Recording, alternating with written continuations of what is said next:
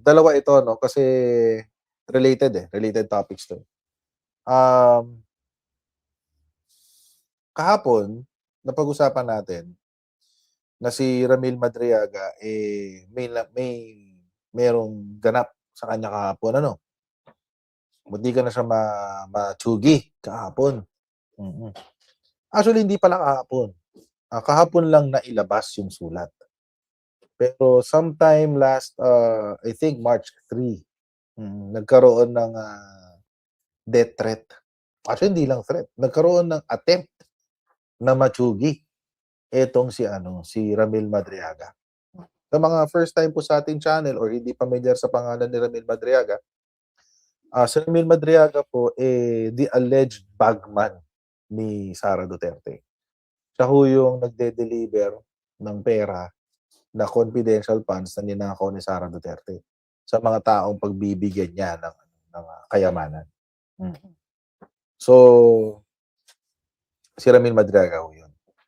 So, itong tao na 'to came out and sinasabi niya na siya ay mayroong personal knowledge on who has received itong mga payola galing kay Sara Duterte, galing sa nakaw niya na confidential funds.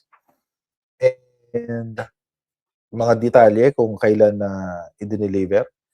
Meron din siyang mga messages or exchanges of messages between him and Sara Duterte herself. Oo. Nasa telepono niya, which is also in the custody of the PNP, being held kasi meron hong kaso against him, which is kidnapping. At nakakatawa mga kababayan kasi sa mga hindi pa po nakakaalam, yung kidnapping po na kaso niya ay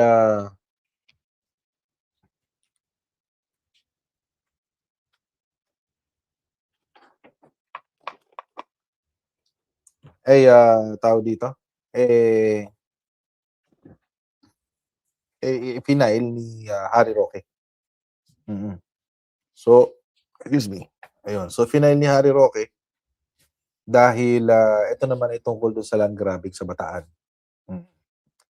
So, marami makulay ang buhay ni Ramil Madriaga. At yun nga, no March 3, allegedly, nagkaroon ng assassination attempt against him. So, ito yung kwento, mga kababayan. Siya daw ay pinagbantaan at kahapon ho na balita ito. Pero kanina may interview na po siya at idinitalya niya, mga kababayan, kung ano yung idinitalya ng abogado niya rather, kung ano yung nangyari doon sa kanyang sa assassination attempt. Ito yung kwento. Yun yung free time niya na mag-ikot-ikot. That was 5 to 6 yung allotted sa kanya. Magkaiba sila, kumbaga, may iwasan, kumbaga, parang gano'n. Yes, ganun po yung naging policy na pag may mga offline galugad doon, no, hindi sumasama sa general population si Ramil for safety rin, no? So itong nangyari noong March 3, 5 o'clock, around 5 o'clock, nung palabas na siya doon sa second gate, yung control gate, may nagtatagong lalaki daw doon sa gilid at paglabas niya, bigla raw binuksan ng lalaki yung gate at kinumpronta siya. And then, alam mo yung action na parang tinutusok-tusok siya sa tagiliran ng daliri. And then, alam mo yung parang naghahamon ng away. Tapos, and then nung tinutusok sa tagiliran, and then nung parang may dudukutin sa likod yung lalaki, bigla na raw tinulak na malakas ni Ramil doon sa grills. Sa gilid nung kaya binabanggit siyang tinulak niyang papalayo at nagsisigaw siya ng tulong sa guard and then nagresponde yung mga jail guard. Ang base dun sa report ng kasama ko sa akin na nag-visit kagabi, yung detainee na yon supposed to be nasa loob ng selda. So nung tinanong ko bakit nasa labas yan, ang base sa investigasyon is that nag-disguise daw itong lalaki ng naka-basketball uniform. Kasi ang mga PDL na yan, naka-yellow yan, kagaya na sa screen. Basketball uniform daw to. At nung pinapasok na yung general population, hindi daw po pumapasok sa selda, nagabang doon sa isang sulok na malapit doon sa selda ng Delta 5 and 6. At nung kompronte niya si Ramil, tinutulak-tulak niya, sinusundot niya sa gilid ng daliri niya, papunta doon sa isang sulok. Doon na sila nagkaroon ng minor confrontation nung maramdaman ni Ramil na parang bubunutin, may bubunot sa likod. Bigla niyang tinulak at nagsisigaw siya. Then nag-respond yung mga jail guard at pati yung warden. At nagtatakbo daw yung detainee sa selda niya. And then, of course, nagpalitan ng kanyang PDL shirt. Pero, na-identify siya ni Ramil doon sa mga photos na pinakita ng BJMP kung sino yung tao na apparently nakalusot doon sa security at inabangan siya doon sa gate na yon. So, sino po yun? Naniniwala ba kayo nakalusot lang yun? Ako hindi. Hindi ako naniniwala nakalusot lang yun. Ganon-ganon lang. Eh, binibilang sila sa kulungan nila. Hindi. Kalukuhan yun. Bobo lang maniniwala doon. Binibilang yan bago pumasok eh. So, imposible na nakalusot lang siya dahil nagpalit siya ng t-shirt. No. Pinalusot, pwede pa. Binibilang yan eh, bago pumasok eh. Bawa, di ba, papapasukin na sa mga, ano nila, sa mga selda nila. Galing jetpack. Papipilahin yan. Pipila sila. Papipilahin sila. Tapos pauupuin. Bibilangin sila isa-isa. Tapos, isa-isa silang papasok. Hindi yan yung parang classroom na papasok kayo, bahala na, di ba? Gulo-gulo. Hindi. May sistema yan. May sistema yan. Isa-isa silang papasok.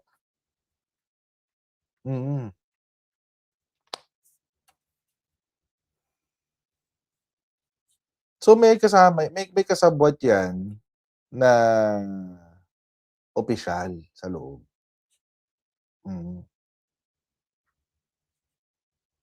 May kasabwat na opisyal yan sa loob. At syempre, mga kababayan, sino ba yung huling dumalaw dyan na may kinausap na terorista? Di ba? Di ba? Di ba? Mga ganun lang na kwento, guys eh. Sino ba yung huling dumalaw dyan na may kinausap na terorista? Di ba? So, obviously, sinet up si Ramil Madriaga. Sinet up siya. Pero mga kababayan, it seems may dahilan kung bakit siya sinet up. Oo. Kasi, tinanggihan din niya kasi yung offer. Mamaya pupuntahan natin yung offer. Pakinggan muna natin yung kwento tungkol doon sa setup. Isa pong PDL na 2 weeks pa lang from Pasay. And upon investigation, pamilya daw po ng mga militar, sundalo, yung pamilya nito. And because of what happened, nag-decide yung BJMP na yung kasamahan ng detainee na yon, buong nasa selda, inilipat na sila sa ibang floor.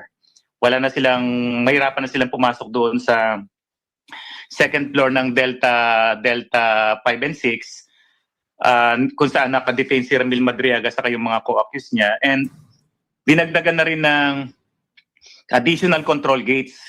As in, bago tayo makapasok doon sa selda ni Ramil, 2 control gates ang dadaanan natin ngayon. Unlike dati, 1 lang yata. So, mas nagigpit po ngayon doon sa BJMP Annex 2 po. Ano yung kaso yung assailant? Ano po? Hindi ko po alam yung details pero galing daw ng Pasay. Tapos tinransfer doon sa Annex 2. So 2 weeks pa lang daw doon at hindi niya talaga kilala. So malaking lalaki daw Kaya nga si Ramil, hindi naman kalaki ang tao yan. Sa 5'3", 5'4" lang yan So because of that, sumulat agad kami sa NBI nung umaga ng March 4. And then March 4 ng gabi, mga around 9:30 hanggang alas 12 ng gabi, nagkaroon ng investigation, nag-view ng CCTV. Talagang nangyari yung konfrontasyon na yon between that detainee saka ni Ramil Madriaga. Nakunan ko na CCTV. May sinabi ba yung detainee? May hindi sinabi ba kay Ramil habang ginaganon?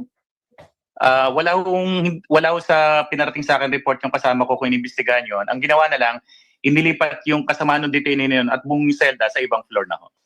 At doble sigurado ang tabo ang pinapatupad doon kay Ramil, mas maigpit po ngayon yung ginagawang pagbabantay sa kanya. Pero Tony, may na-recover ho ba doon sa isang PDL? Kasi sabi nyo nga ninyo, parang wala na ho bubunutin. kasi sabi ko nga, nung nagsisigaw si Ramil ng tulong sa guard, biglang tumakbo yung PDL sa loob ng selda niya. Hindi na natin alam kung meron siyang itinagong gamit. Pero ang malinaw doon is nag-disguise ito ng pang-basketball uniform kaya hindi siya pumasok doon sa selda during the time na dapat na doon sila sa loob ng selda. So nakapagtataka, bakit siya nandoon at inaabangan niya si Ramil? Ang kwento ni Ramil is, alam mo yung parang binubuyukang away, tapos nung merong may dudukutin na, pumalag na si Ramil at tinulak niya at nagsisigaw na siya humingi ng tulong. Yun po yung nangyari kahapon doon. Wala silang exchange of words kasi normally pag may lalapit, hoy, ganun-ganun. Wala daw. Wala daw. Mabilis lang yung pangyayari. And then when I asked the NBI na nag-interview kagabi, nakuna ng CCTV, ang naka-view is yung NBI. Although hindi now, pero sabi nila, nagpang-abot, nagkaroon talaga, nagkakikita yung mga katawan at nagkaroon ng konting komosyon. At kaya nga ho doon, ang ginawa ng NBI, doble security na po yung ginagawa ngayon doon sa pagbabantay sa kanya. Pero po dun sa konfrontasyon, wala pong nababanggit sa inyo si Mr. Madriaga na kahit anong binanggit ng taong yon na whether we were looking for anything that would give us any indication as to what Kung bakit. what it was all about. May kinalaman ba sa mga filings ni Mr. Madriaga? Wala akong salita. Nagulat na lang si Ramil na nung habang sinusundot-sundot siya sa tagiliran ng daliri nung tao, tinutulak siya papasok doon sa isang sulok nung second floor. At doon na nga pumalag si Ramil nung makita niyang parang may bubunutin lang daw sa likod. And then hinawi niya at tinulak niya papalayo at tumingi na siya ng tulong sa mga jail guard. So ang nakapagtataka nun, bakit siya nandoon, di ba? Bakit niya inaabangan yung tao at naka-disguise pa siya ng basketball uniform? When in fact, dapat naka-yellow PDL shirt yan, kagaya po ng suot ni Ramil. Every time na dadalaw kami dyan, lahat ng PDL dyan, naka-yellow yan. Ito nagpanggap na basketball player. Kasi naglalaro din ng mga basketball yung mga PDLs dyan. Minsan kalaban nila yung mga jail guards. Nag-disguise daw. At talagang inabangan si Ramil dun sa harap ng selda niya paglabas. But you would suppose, sir, that it is a high security detention center, and you'd suppose that people are heavily regulated there in their entry and exit sa mga selda. You would say na heavily regulated ang mga tao dyan, pero it's not the fact. Nakapagluto nga ng shabu sa loob ng kulungan eh. Naglolokohan ba tayo?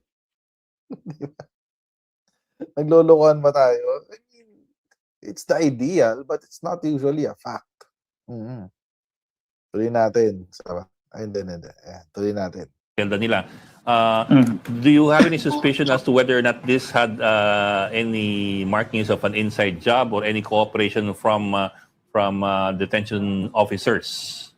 Hindi kami pwede magkuklod ng ganyan. Ang alam lang namin is that itong mga nakaraang buwan na mula nung i-execute yung affidavit niya noong November 29, may mga nagsasabi na sa kanyang mag-iingat siya dahil meron na siyang patong, merong reward kung sino makakapatay sa kanya. So from the time na lumabas yung affidavit na yun, nag-iingat talaga siya. Hindi ho siya nag-join sa general population. Ito lang talaga nagkataon na nung lumabas siya doon sa selda niya para mag-ikot-ikot dahil free time niya, ang alam niya siya lang, bakit may nakaabang doon na hindi dapat nakalabas yung taong yun.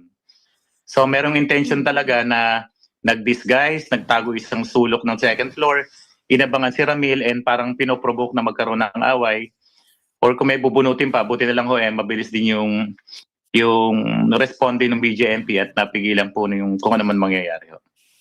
Naimbestigahan ito ng NBI kagabi po, hanggang alas 12 ng gabi sila ron. So confirm na ng NBI, malamang. Di ba? Kumpirmado na ng NBI. Uy, ano yun Anyway, balik natin. Confirm na. Pero mga kababayan, ang nakakatawa dito, kaya ho nangyayari ngayon yan kay Ramil Madriaga. Kasi may tinanggihan siyang offer. Oo. May tinanggihan kasi siya. At ang tinanggi niya, ay mga kababayan, ang lala. Oo, ang lala nito. My goodness. Para lang sa isang tao, Para lang sa testimonya niya. Oo, ang lala nung ibibigay sa kanya, guys. 500 million to 1 billion pesos. Oo, ang ibibigay sa kanya. Huwag lang magtestimonya sa impeachment. Etong si Ramil Madriaga. Ang lala, di ba? Mm. Ang lala. Saan na ba yun? Pakita, yan, yan, yan. Oh.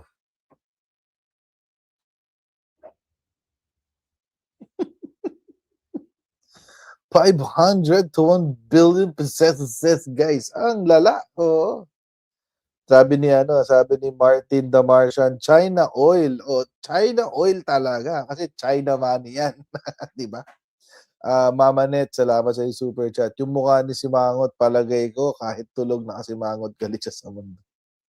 Salamat po, Mama Net, sa inyong super chat. Grabe. Pera ng China, guys.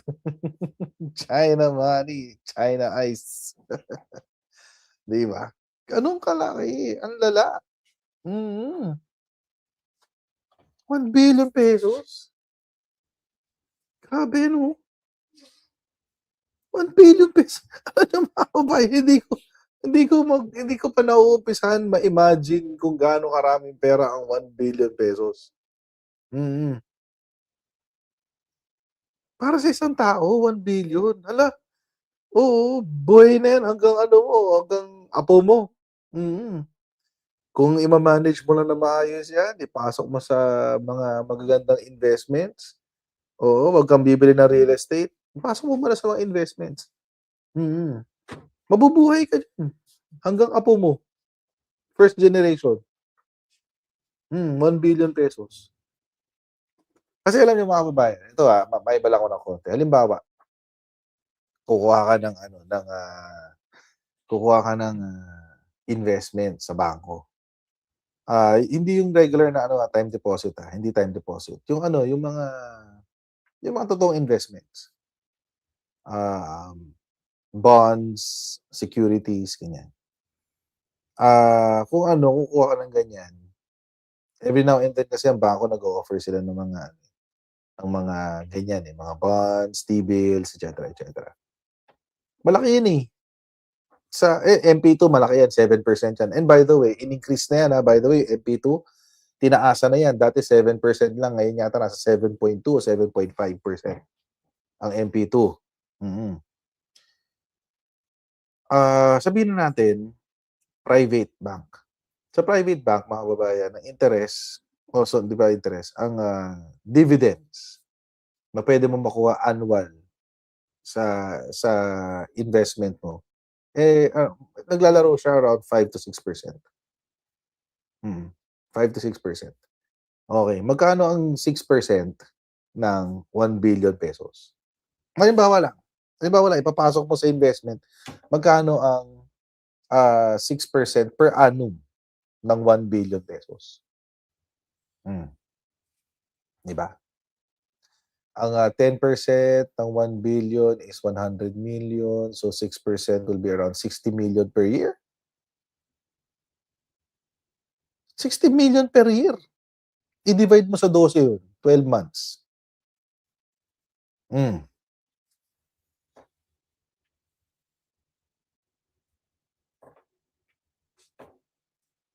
Diba?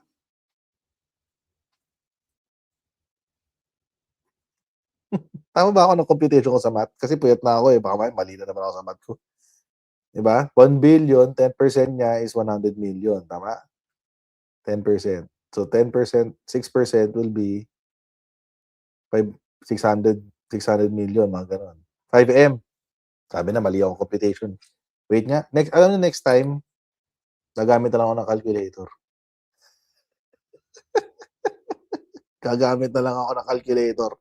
Next time, 1 billion pesos times 6%. 60 million. 60 million.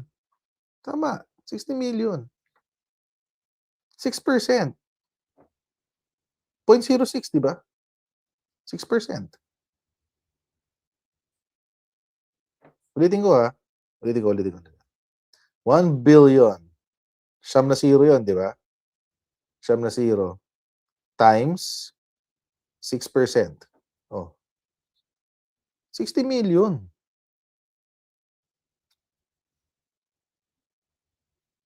60 million. So, 60 million, i-divide ngayon natin sa 12. Divide by 12. 5 million a month, guys. 5 million a month.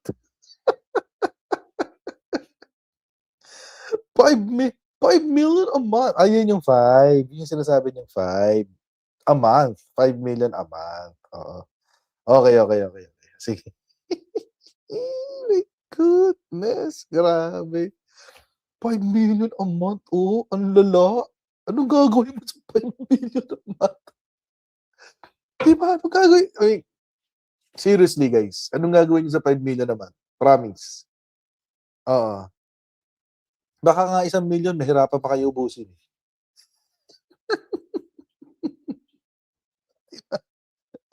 Baka 1 million, mahirapan pa kayo ubusin eh. Saan nyo ubusin ang 5 million a month? Dividendo lang yun ng investment mo sa bangko. 1 billion at 6%. Yun ang dividend mo. Buhay ka na. Hanggang apo mo. Diba? Buhay ka na hanggang apo mo. Hindi ka na magtatrabaho. Hanggang apo mo, hindi na magtatrabaho. Promise. Secure na yung mga ano mo. For the next 10 years mo, secure na. Early retirement ka. Yun yung tinanggihan ni Ramil Madriaga. Di ba? 1 billion pesos. Name your price pa nga sabi. Oh, ito. Kung di ka naniniwala, ito yung kwento ng abogado niya. Pakinggan niyo. Pakinggan yung kwento ng abogado niya. Ayan. 100 million to 1 billion. Dating kasama ng client nyo. Anong ibig nyo sabihin ng dating kasama? Ito. Attorney, nabanggit nyo yung tumawag at nag-o-offer ng 500 million to 1 billion. Dating kasama ng client nyo. Anong ibig nyo sabihin ng dating kasama? Dating kasama kasi, saan? yung notes ko kasi nasa office, no? Ang recollection ko sa pag-usap namin, kung di ako nagkakamali, kung hindi classmates sa College of Law, kasamaan sa ISIP. Inday Sara. Kasi remember siyang convener ng Inday Sara. Yung asosasyon nila na, although tawag natin Inday Sara is my president, iba naman talaga ang meaning yun, yung parang, kalimutan ko na yung meaning nun eh. Mga kasamaan daw nila yan sa ISIP sa ibang probinsya. Na yung iba pa dyan nagtatrabaho sa gobyerno, ayaw nga niyang banggitin yung tunay na pangalan. Sabi ko, you will have to mention that later on, yung tunay na pangalan, kahit na nasa gobyerno sila. In the meantime, binigyan niya lang ako ng mga alias. Meron nagtatrabaho sa DPWH Central Legal Department. Tapos merong isang nagtatrabaho na sabi niya sa LRA, Register of Deeds, kung di San Juan, Makati, basta NCR area. So sabi niya, nung nakausap niya is that, yun nga, merong 500 million to 1 billion name your price. Yun ang offer sa kanya. Sobrang laki, di ba? Pero kilala niya. Kilala niya yung mga kilala niya. Oo, kasi nung tinanong ko siya, denial mo yung number. Nung pagsagot, kilala mo. Oo, sir, kilala ko eh. Ang hindi ko lang ma-sure kung classmate sa College of Law or kasama sa ISIP, no? Kasi yun lang naman ang grupong ginagalawan niya ron eh. Yung mga naging classmate niya sa College of Law, na yung iba naman doon, yung mga classmate nila, sila rin ang mga founding members, chairman, or convener ng iba't ibang asosasyon na binuo para kay Sara. Ano yung College of Law niya ulit? San Sebastian po. San Sebastian. Okay. Pero yung names po ng mga kausap niya, ayaw pa niyang ibigay sa akin yung complete name. Binigyan niya lang ako ng mga alias. Kasi talagang unnecessary, ayaw niya munang madama yon.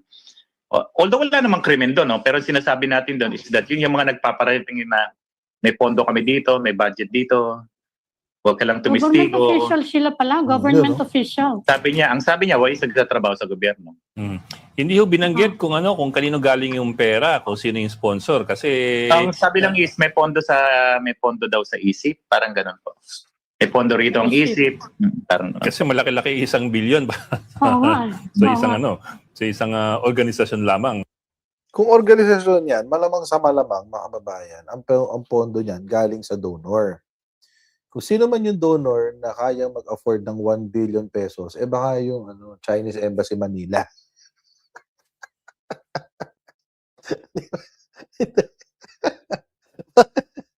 Baka yung Chinese Embassy Manila yan. Oo, baka ganun guys. So, baka lang naman. Kasi, Kasi alam niyo na, 'di ba? Manchurian candidate, kailangan maipasok sa 2028 si Sara Duterte. Oo, kasi wala na ibang kakampi ang China, eh. Si Venezuela, wala na si Maduro. Si Ayatollah, patay na. Si Russia, busy sa giyera sa Ukraine. Sino ba 'to? Si, Kim Jong-un, wala na ba si Kim Jong-un? Tama, Kim Jong-un nga. Si Kim Jong-un, wala. Ano yun, eh, brat yun, eh. So, hindi niya makokontrol yun.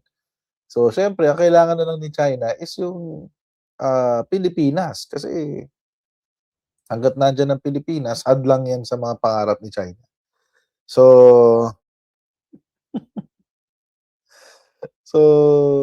I mean, puwedeng galing Chinese Embassy Manila yung puwede rin naman, puwedeng gano'n. Mm. Mang na Ang sinabi is 500 to 1, B, name your price. Ang magandang condition nun, you don't need to recant daw. Basta wag ka lang huwag ka mapakita. lang magtistigo. O, parang ganon. Grabe 'no? Good deal. Good deal 'no? Hindi mo na kailangan na mag-recant. Ang kailangan mo lang gawin, huwag nang tumistigo, yun lang. Mm. Kasi 'pag wala yung testimonya niya, o di okey na, walang problema, oo.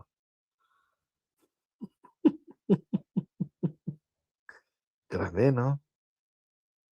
Para lang, isalba si Sara Duterte ang mga may interes. Mm, ang hirap. Hirap ng kalaban 'no? Mayaman, daming pera. Oo. 'Di ba nabisto nga rin na may mga espiya daw sa Pilipinas na mga Pilipino mismo, Pilipino na espiya para sa China. Grabe, ang daming nahuli ng National Security Council. Oo. Tanong ni, Gemma Yambao, "Coach, ikaw tatanggapin mo?" Ah, tempting, definitely, siyempre. Do'n tayo sa totoo, 'wag tayo maka-plastic. Tempting 'yun, pero kaso galing sa Duterte, ang dumi nun guys. Kapalit nun, kinabukasan ng bayan, ang kapalit nun yung ano, eh, kalayaan ng bansa, eh. Mahirap, hindi na lang siguro. Pero tempting yun siyempre. Kapag una mo narinig, huwag tayong maka-plastic. 'Pag una mo narinig, hindi mo muna iisipin ng Pilipinas. Iisipin mo, "Uy, may pangtakas-takas sa Pilipinas." Pero mga kababayan, eventually, if you really think about it, kung kung ano, sinisilip ako ng misis ko kung ano-ano pinagsasabi ko raw dito. Anyway, isipin mo kung if you really think about it, ang kapalit nun yung ano, yung, bansa. O isipin mo yung kapag naging presidente si Sara Duterte, maghihirap ang Pilipinas, tapos, babalik na naman ang Pilipinas sa China, 'di ba? Parang kung maiisip mo siya. So, kapag naisip mo siya, parang 'wag na lang. Mm. Mas importante yung ano, eh, mas importante yung kredibilidad mo, eh, kaysa mahal lang ng kredibilidad mo, ₱1 billion. At least gano'n kamahal ang kredibilidad mo, ₱1 billion. Oo. Pero siyempre, ayun nga, may kapalit kasi yun, eh, lahat kasi yan may kapalit. So, at saka malay natin, 'di ba? Eh, kung onsehin ka, hmm, nagpasilaw ka sa ₱1 billion ta's onsehin ka bigla, 'di ba? Pag-deliver sa'yo ng pera bigla kang patayin. Oh, nangyayari yan. Oh, akala niyo ba? Nangyayari yan lalo 'pag eleksyon. Nangyayari yan lalo 'pag eleksyon yung mga ganyang ano, mga ganyang usapan. Mm, 'di ba? Bibigyan ka ng may transaction kunyari tapos, ah, nangyari by the way, this is a real story. Nangyari 'to sa ano, sa MCX. Oh, nagkaroon ng deal na itong si pulitiko bibili siya ng, X number of t-shirts, parang 1 million pesos worth of t-shirts. 1 million pieces of t-shirts. Tapos nagkabayaran na, okay na, good deal na, nagkabayaran na. Medyo sira ulo si politiko. Hindi ko lang sasabihin kung sino. Medyo may topak si politiko. Ang ginawa niya, nung nagkabayaran na, pinasundan niya yung kadil niya. Tapos, chinugi at binawi yung pera. Ganun. Laki ng pera nasa 40 to 50 million eh. So, ayun. Ganun ang ganun kalala yung konsihan pagdating sa politika. So, pwede mangyari yung kay Madriaga, di ba? Bigyan ka ng 1 billion tapos mahawakan mo lang ng 2 araw, tsugihin ka na, di ba? Tapos babawiin ulit. Hindi malabo mangyari yun. Hindi malabo mangyari. So, it could happen. I mean, desperate people will do things that are desperate. So, according to the lawyer, hindi naman daw tinanggap ni Madriaga. According to the lawyer. Pero, let's see. Pero ano yan eh, yun yung mga usapang demonyo yung ganyan eh. Bentahan ng kaluluwa yan. Pangit yan, pangit. Excuse me, pangit yan, men. Hindi kakayanin yun ng powers. Tempting lang talaga sa una. Kasi kung isipin mo nga naman, 1 billion pesos yun. 1 billion pesos yun. Tempting. Pero ang kapalit nun, pinenta mo na yung bansa, hindi ka pa sigurado kung makukuha mo. Oo, ganun eh. 1 billion yun. Binenta mo yung bansa, hindi ka pa sigurado kung makukuha mo. Bale mo, the following day, tsugihin ka na. So, wag na lang, it's not worth it. Pero at the same time, mga kababayan, hanggang dito lang po muna tayo sa ating live stream. Please don't forget to like, share, and subscribe. And I'll see you in our next Coach Jared Live. Right? Bye, everyone. See you tomorrow. Bye.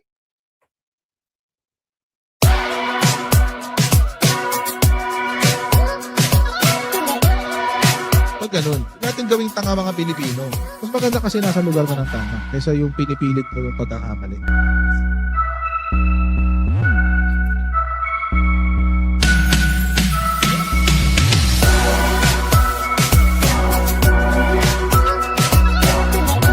Are they willing to go that far? Hindi nakakalimutan ng Pilipino yan hanggat di nakakagulo.